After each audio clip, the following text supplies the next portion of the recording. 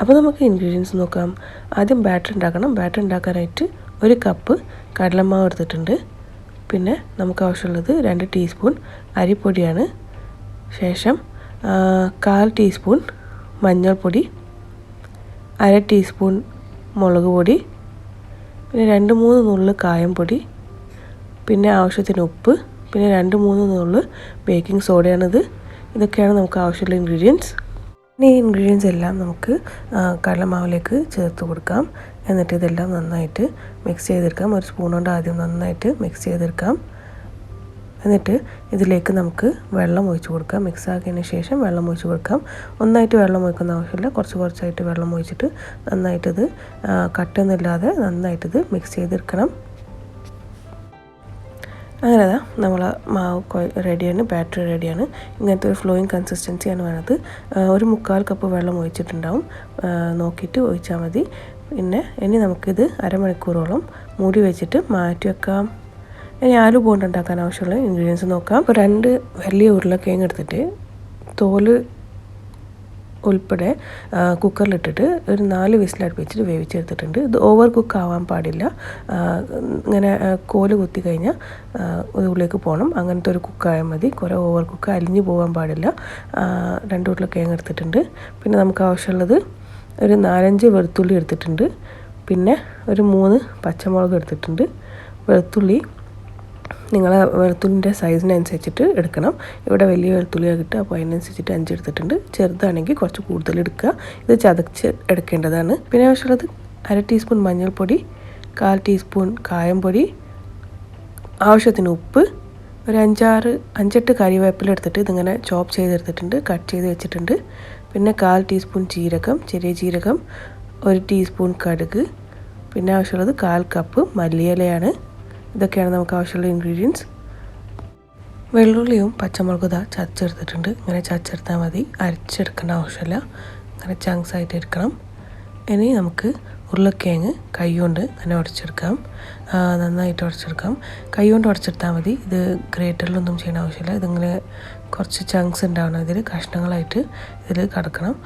അപ്പോഴുള്ളൂ ഇതിൻ്റെ ടേസ്റ്റ് ഉണ്ടാവുക. അപ്പോൾ കൈ കൊണ്ട് നന്നായിട്ടിത് ഉടച്ചെടുക്കാം. അപ്പോൾ ഉടച്ച് കഴിഞ്ഞു. ഇനി നമുക്ക് ഇത് തൂമിച്ചെടുക്കാം. തൂമിച്ചെടുക്കാനായിട്ട് ഒരു പാൻ ചൂടാക്കിയിട്ടുണ്ട്. മീഡിയം ഫ്ലെയിമിൽ വെച്ചിട്ട് പാൻ ചൂടാക്കിയെടുക്കാം. അതിലേക്ക് 2 ടേബിൾ സ്പൂൺ ഓയിൽ ഒഴിച്ച് കൊടുക്കാം.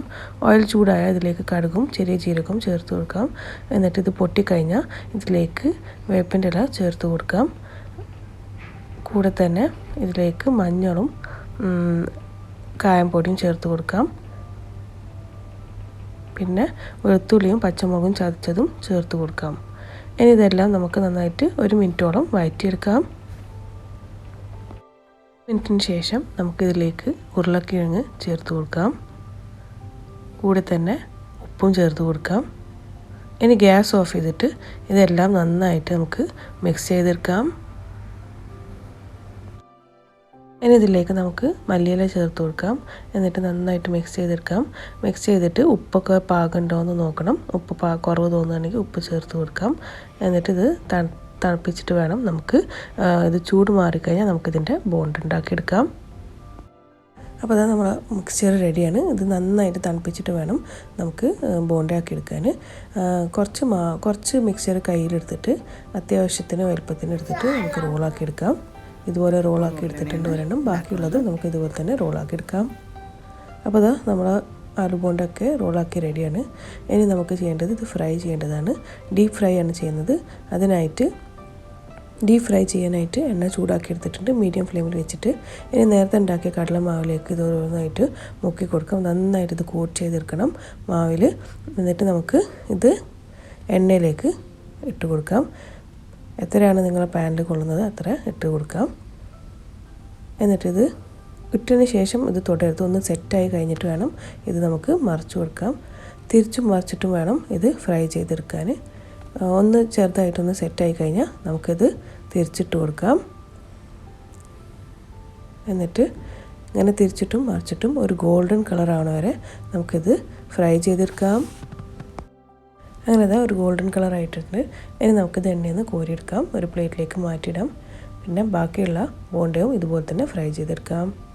നമ്മളെ ബോണ്ട എല്ലാം റെഡിയാണ്.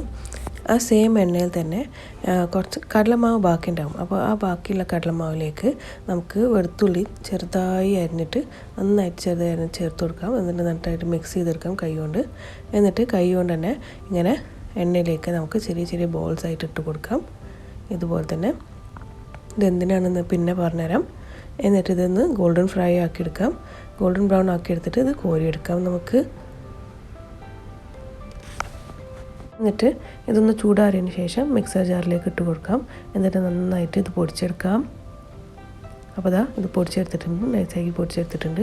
ഇനി നമുക്കിതിലേക്ക് ചട്നിപ്പൊടി ചേർത്ത് കൊടുക്കാം. ചട്നിപ്പൊടി എന്ന് പറഞ്ഞാൽ നമ്മൾ ഇഡ്ഡലിയിലേക്കൊക്കെ യൂസ് ചെയ്യുന്ന ചട്നിപ്പൊടിയാണ്. ഇതിൻ്റെ റെസിപ്പി നമ്മൾ നേരത്തെ ചാനലിൽ ഇട്ടിട്ടുണ്ടായിരുന്നു, ലിങ്ക് ഉണ്ടാവും. ഇനി നമുക്കിത് പൊടിച്ച മാവിലേക്ക് ചേർത്ത് കൊടുക്കാം. എന്നിട്ട് നന്നായിട്ട് നമുക്ക് മിക്സ് ചെയ്തെടുക്കാം. വേറെ ഒന്നും ചെയ്യാനില്ല. ഒരു പാവ് അല്ലെങ്കിൽ ബ്രെഡ് എടുത്തിട്ട് അതിൻ്റെ ഉള്ളിലേക്ക് നമുക്ക് കുറച്ച് ഗ്രീൻ ചട്നി ആദ്യം തേച്ച് കൊടുക്കാം. പുതിന മിൻറ്റ് ചട്നിയാണിത്. ഇതിൻ്റെ റെസിപ്പി നമ്മൾ ചാനലിൽ കാണും. എന്നിട്ട് ഈ പൊടി, നേരത്തെ ഉണ്ടാക്കിയ പൊടി നമുക്ക് ഇട്ട് കൊടുക്കാം. എന്നിട്ട് ഒരു വട വെച്ച് കൊടുക്കാം, ഒരു മുളകും വെച്ച് കൊടുക്കാം.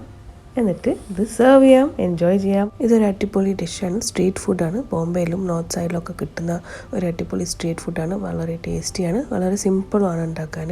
അപ്പോൾ നിങ്ങളെല്ലാവരും ട്രൈ ചെയ്യാനായിട്ട് ഞങ്ങളെ അറിയിക്കുക എങ്ങനെ ഉണ്ടായിരുന്നു. റെസിപ്പി ഇഷ്ടമായ വീഡിയോ ലൈക്ക് ചെയ്യാനും ഷെയർ ചെയ്യാനും മറക്കരുത്. ചാനൽ പ്ലീസ് സബ്സ്ക്രൈബ് ചെയ്യണം. കൂടെയുള്ള ബെൽ ഐക്കണും പ്രസ് ചെയ്ത് കൊടുക്കണം പുതിയ റെസിപ്പീസിൻ്റെ വീഡിയോ നോട്ടിഫിക്കേഷൻസ് കിട്ടാനായിട്ട്. Thank you for watching.